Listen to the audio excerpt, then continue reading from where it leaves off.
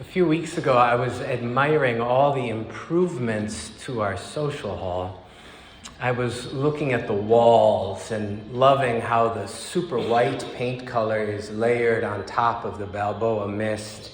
And I thought it takes an expert to suggest something like that. So thank you, expert Paula DeMars. And the paint job itself was done very well.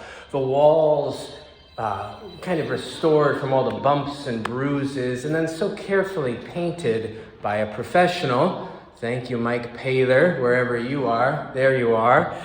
And other improvements are continuing. My parents have 2 doors in their garage. My dad was putting on another coat of primer this morning. They love doing this. It keeps them young. So the doors are looking sharp. We have those nice-looking navy stacking chairs. We have new tables. We have those 2 8-foot room and board couches and maroon leather club chairs. We have that beautiful oriental rug, which was there before. And then those pretty pieces, the kind of bamboo glass side tables. I think the whole area looks really good. And I think someone who hadn't been here before would maybe think that we just went to the Galleria and went to a furniture store and looked through a catalog and we'll have this and this and this and just charge it to the Congregational Church of Excelsior UCC account. That's not how it actually happened. It came about much more organically, scrappily, thriftily. Craigslist, some very generous members, the board of trustees, the back of an old pickup truck. It's been a lot of fun. And now our social hall is looking really, really sharp. And I think that maybe someday someone might even have a rehearsal dinner down there. But there's a problem. Once you fix up one thing in a room, everything else starts calling out for attention too. What about me? What about me? Says some old, chipped, discolored side tables in the corner. Aren't you gonna fix me up too?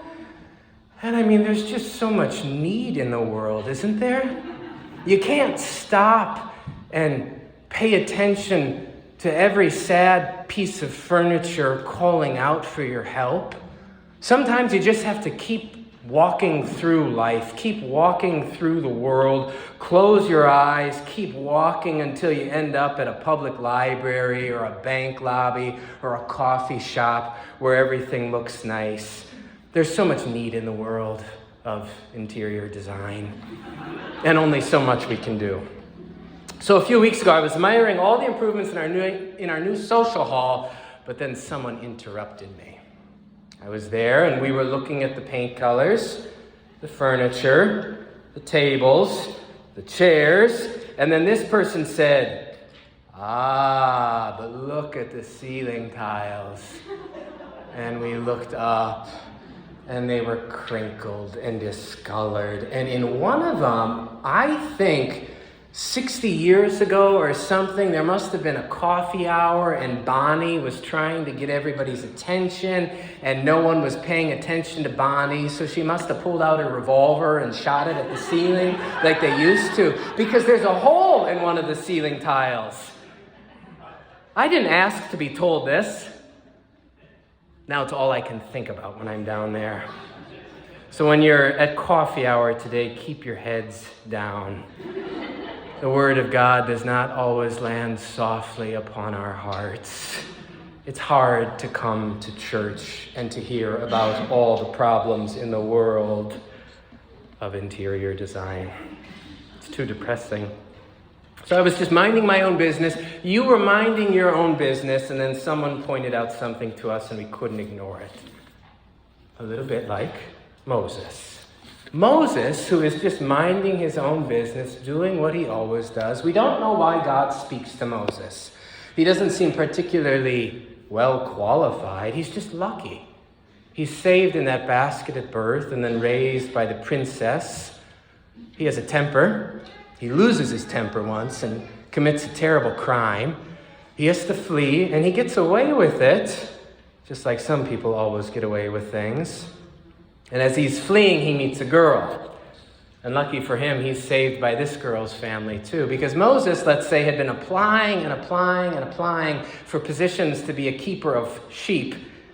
But to every application, he heard the same thing: we're not hiring. It was only when he met Zipporah, Dad, I love Moses. You need to give him a job. That Zipporah's father gave him a job as a keeper of sheep. So one day Moses is just outside doing the same thing he always does, minding his own business, and there is a burning bush, and God calls out to him from it, Moses! Moses, the place on which you are standing is holy ground. It is? Moses, you must rescue my people. They are suffering. Do I have to? Moses, I will be with you. And then Moses probably went home, walked through the door, hung his staff on the hook, sat down. Maybe Zipporah gave him a kiss on the forehead and fixed him some warm goat's milk. Honey, how was your day? Not good. Not good. There's something big that I have to do. So this next week, you'll all be at home, keeping your flocks of sheep, or whatever it is that you do during the week. You'll be minding your own business, and the mail carrier will go weaving through the bushes in your front lawn. And the mail carrier is going to drop something in your mailbox. And if God doesn't have your address, the letter that you'll be receiving in your mailbox will also be posted outside every door of this sanctuary for you to read over the next few weeks. I'm here today to warn you about the contents of that letter. It appears that God has taken a great interest in this place over the past 2 years. God has set this church afire, so to speak. And old-time members, new people keep coming to see what is happening here. And the letter that you're going to be receiving in the mail asks, what are we going to do? What is our future here? And I want to talk about that. What are we going to do? Well, the letter will call out 3 things that we are going to do. 3 things that we're going to emphasize. The first is hospitality. We are going to be a place that welcomes all people. Whoever you are, wherever you are, you will be welcome here. And when you come into this building, it will look beautiful. Your soul will feel restful. The people inside will be kind and welcoming to you. And we are going to think about what this welcome means, not just in our disposition or demeanor, but what this welcome means for our building, for people who are here, so that they can get anywhere in this building. We're going to think about hospitality, H. The next thing we're going to think about, outreach. Now, unlike Moses and the Israelites, we happen to already occupy a land that is flowing with milk and honey and good coffee and beer and good food. We are in Excelsior. Woo. But this land, this church, isn't just for the people who are here. It's for a whole community. It's for anyone within driving distance. So we want to welcome people into this city, into our church, so that they feel cared for. And we want to lead this church too, and to care for people who are never going to step foot in this church either, because we have so much, and God asks us to share it. Outreach. Hospitality, outreach. The third thing, a W, worship. We're going to acknowledge that worshiping together is the center of our life. It is the foundation of everything we do. We give thanks to God for these blessings. We prop one another up. But we have to take a step back. Why are we even doing any of this? Why not just keep things the same or do what we've always done? Well, we worship and we change things because we recognize that God is a God who changes, who draws us forth into new things, who doesn't give us things to keep for ourselves, but gives us things to grow. So we are going to worship together to remind one another that none of this belongs to us. It is all on lease from God, and we get to enjoy it and share it and enjoy one another. Hospitality, outreach, worship. How? That's how we're going to grow into the future. That's our vision for the future. But this depends on something. And that's why I'm warning you. It depends on our stewardship, our money. So we can put another letter in front of this acronym. How about an S for stewardship? This stewardship drive, we want to emphasize two things. We want everyone to participate in the stewardship drive. Everyone will pledge. And this is going to look different for each person. We're all different, and that's okay. Everyone is going to participate, and everyone is going to stretch themselves in participating. And for some of us, stretching ourselves will mean $500 a year. And for others of us, stretching ourselves will mean $7,000 or $8,000 a year. And it doesn't matter. We just all stretch ourselves and we all cheer one another on and we'll all feel a little exhausted and wonderful, like we just went on a 10-mile run or something when this is all done. So, stewardship, hospitality, outreach, worship. This is how we are going to show the world the love of God. Show the world who we are and love the world all the while. Now, I'm trying to be excited about this. But sometimes, I don't know. I'm a little cautious or cynical. My first thought with things is, that'll never work. And maybe you're a little bit like that too. And that's okay. Because there's a great misunderstanding that when God calls us to do something, it sounds good. And you want to do it, and you won't feel uncomfortable. But every call story in the Bible involves God calling a particular person or people, and at first, the people aren't really up for the call. They say, do I have to do this?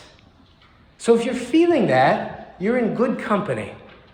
It's what people throughout the Bible have said too. Prophets have said too. Do we have to do that? It's hard to get called by God. It's hard to hear things, to be shown things that maybe you don't want to see. It's hard to hear about, someone who came to worship but couldn't come to coffee hour afterward because the stairs were just too steep. Or it's hard to hear about someone who wasn't welcomed 4 decades ago, and now it's time to offer that person, or people like them, an unequivocal welcome. Or it's hard to hear about a heartbroken widow who needs a call or a visit. It's hard to hear, just as you have done to the least of these, so you have done to me. It is hard. Sometimes it's easy to just stay in the same place, shut the blinds, turn off the lights, keep the heat low, stay there, make sure God can't talk to you. A couple weeks ago, I made a new friend. We met through a mutual friend, and we set up a meeting at Excelsior Commons. I picked up a chai tea latte for her, and we met there. And while we were there, we chatted, and she tended, not sheep, but her 2-year-old son, Lenny. We drank hot beverages and we talked about life, parenthood, and this church. And I told her all about this place. There's so much to say about this church. And I went on and on and on and on, and she listened to me. And when I was done talking, finally, she said something to me, but I think she meant it for all of you too. She said, "You have been given a gift. You have been given a gift." We have all been given a gift. This place that God has given us is a gift. And it's a heavy gift. There's a lot of responsibility with this gift. Responsibility to love one another, to love the community, to love God. And it's heavy. It is hard to be given a great gift, to hear that you matter, to hear that God is deputizing you to be God's hands and feet and heart, to hear that you are the heart of God in the heart of Excelsior. Ooh, that is a lot. Can we say that? Is it too much to say? Is it too much for you to do? It's too much for you to do. If you're by yourself, we're not alone. We have one another. We have God. So when the mail carrier comes this week, open up that letter. Read it. Say a prayer. Bring yourself back here. And let's get busy walking forward into the future that God has in store. Amen.